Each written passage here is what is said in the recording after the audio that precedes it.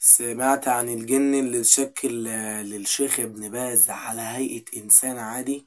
وهل ممكن حاجة زي دي أصلا تحصل والجن يتشكل على هيئة بشر؟ الشيخ ابن الباز علامة كبيرة جدا من الشيوخ، وسنة 1975 صدر أمر ملكي إنه يتعين رئيس عام لإدارة البحوث الملكية والفلكية في السعودية لحد ما توفى. وكانت مناصبه كبيرة جدا بسبب إنه علامة كبير، واتحكى عنه قصص كتير جدا في الدروس اللي كان بيعملها. وأشهر قصة اتحكت عنه هي إنه كان بيتعلم تحت إيده جن. حكى شخص من تلاميذ الشيخ ابن الباز إنه كان في مكان هو وأصدقائه ومش عارفين يمشوا بالعربية، وفي طريقهم قابلوا راجل كبير، والراجل دوت اتعرف عليهم وعرف إن هم من تلاميذ الشيخ ابن الباز، وقال لهم أنا أعرف السواق الخاص بالشيخ. ومشي ومكملش فترة كبيرة وجاب الراجل، وهو تقريبا كان عنده 70 سنة، وقال ده أبو يوسف السواق الخاص بالشيخ ابن الباز. وأبو يوسف قال لهم إن يعرف حاجات كتير جدا عن الشيخ ابن الباز، بسبب إن هو كان بيمشي معاه في كل مكان، وكان ملازمه في كل حتة كان بيروحها، وبيعرف حاجات محدش غيره بس إنه يعرفها. وعلى طول كان بيروح معاه في أي مكان، وبيعرف أسرار حتى كمان أقرب الناس الشيخ ابن الباز ما كانش يعرفوها. وأول حاجة قالها لهم إنه كان في المدينة، ولما كانوا موجودين في المكتب جه شاب سوداني من طلاب الجامعة الإسلامية، وكان مفزوع جدا، وقال له يا شيخ، من شوية كنت عايز أنام في غرفتي أنا ومع حد زميلي. قال لي اقفل الباب، وأنا رفضت لأني كنت عايز أنام جدا وكنت مرهق جدا من التعب، وقلت له اقفل انت الباب.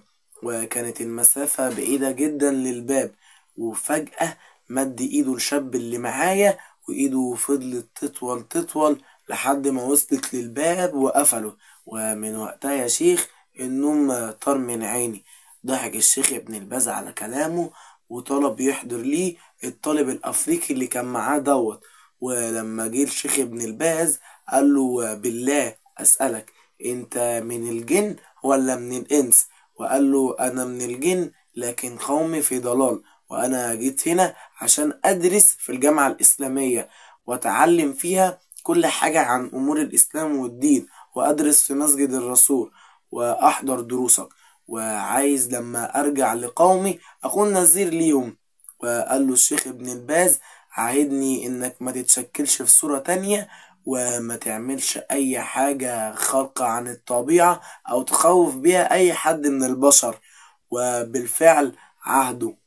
وأبو يوسف لما كان بيلاقي الشاب الأفريقي دوت في الشارع كان بيقول له تعالى أوصلك بالعربية، كان بيقول أنا هوصل قبلك.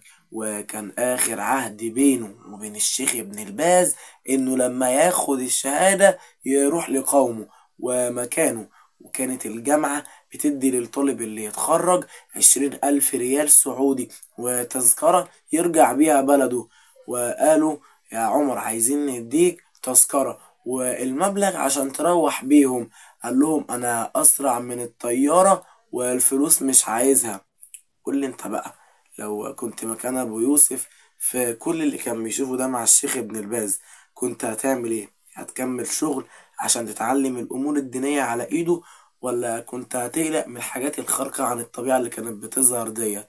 وقول لي، هل انت مؤمن بوجود الجن وانه ممكن يتشكل على هيئة بشر عادي، ولا بالنسبة لك دي خرافة؟ بس قبل اي كلام خلينا نؤمن ان وجود الجن ده حقيقي ومذكور في القرآن ومذكور في كل الكتب الدينية، وإنهم عالم تاني خالص زي عالمنا بالظبط.